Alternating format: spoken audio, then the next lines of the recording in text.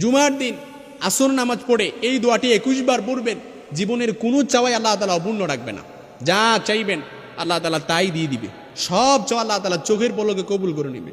জুমার দিন আসরের নামাজ পড়ে অর্থাৎ শেষ মুহূর্তে, মাগরিবের আগ মুহূর্তে, গৌধূলির সময় যেটা বলে, অনেকের তো অনেক চাওয়া, এ পর্যন্ত যত কিছুই বলছি না কেন, এই জুমার দিন সপ্তাহের শ্রেষ্ঠ দিন, সাইয়্যিদুল আইয়াম, ফিহি খুলিকা আদম ওয়া উদখিলাল জান্নাতা ওয়া উখরিজা মিনহা।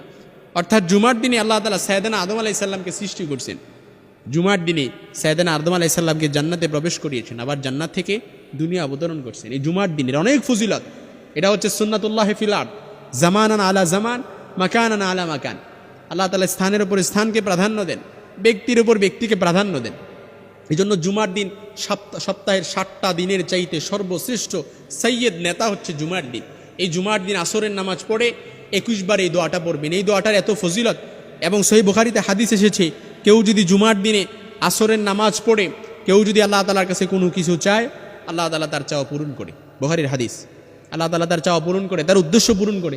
আপনি জুমার দিন ফর এক্সাম্পল আল্লাহ তাআলার কাছে বললেন, আল্লাহ আমি তো একটু কষ্টে আছি, আমার দোয়াটা কবুল করেন, মুস্তাজিব, আল্লাহ তাআলা কবুল করবে।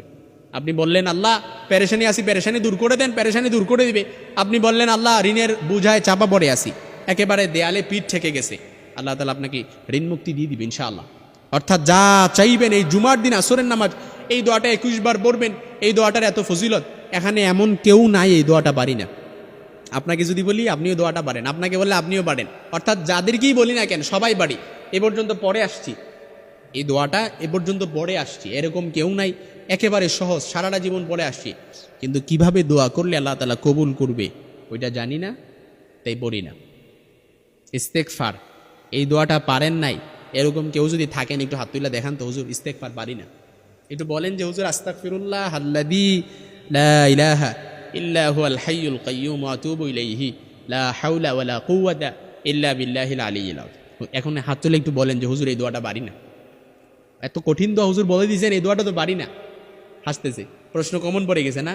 এই দোয়াটা পড়বেন ইনশাআল্লাহ, আস্তাগফিরুল্লাহ, জুমার দিন আসরের নামাজে পড়ে 21 বার।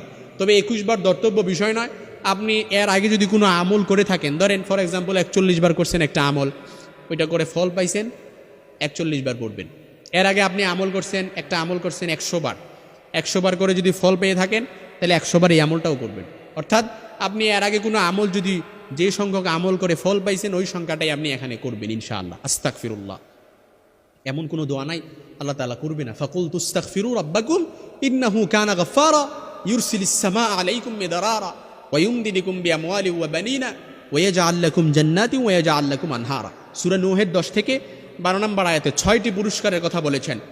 আপনাকে আল্লাহ তাআলা মাফ করে দিবে, সম্পদে বারাকা দান করবে, আপনার সন্তান সন্ততিতে বারাকা দান করবে, আপনার সম্মান বৃদ্ধি মর্যাদা করে দেওয়া হবে, পাক বাগিচা দান করা হবে, নদীনালা প্রবাহিত করা হবে, আনহারা, নদীনালা প্রবাহিত করবে। এজন্য জুমার দিন সর্বশ্রেষ্ঠ দিন। জুমার দিন কোনো ব্যক্তি যদি আল্লাহর কাছে আসরের নামাজের শেষ মুহূর্তে মাগরিবের আগে আল্লাহর কাছে বলে, আল্লাহ আমার দোয়াটা কবুল করে নেন, আল্লাহ তাআলা তার দোয়াটা কবুল করে নেবে। সে যদি বলে আল্লাহ এটা চাই ওইটা চাই, সব কিছু দিয়ে দেন, আল্লাহ তাআলা তার সব দোয়া কবুল করে নেবে। তবে শর্ত হচ্ছে উদুল্লাহ ওয়া আনতুম মুকিনুনা বিল ইজাবা, অর্থাৎ আল্লাহ তাআলার কাছে পরিপূর্ণ ইয়াকিন লাগবে।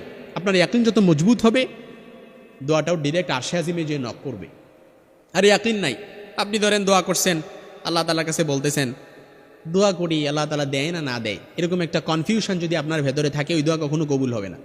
মুনাজাত করবেন একনিষ্ঠ, একেবারে আল্লাহর কাছে রিপেন্টেন্স, অনুতপ্ত হয়, অ্যাকনলেজমেন্ট, স্বীকার দিয়ে আল্লাহ তাআলার কাছে বলবেন, আল্লাহ আমার দোয়াটা কবুল করেন, ইনশাআল্লাহুল আজিজ, আল্লাহ তাআলা দোয়াটা কবুল করবে।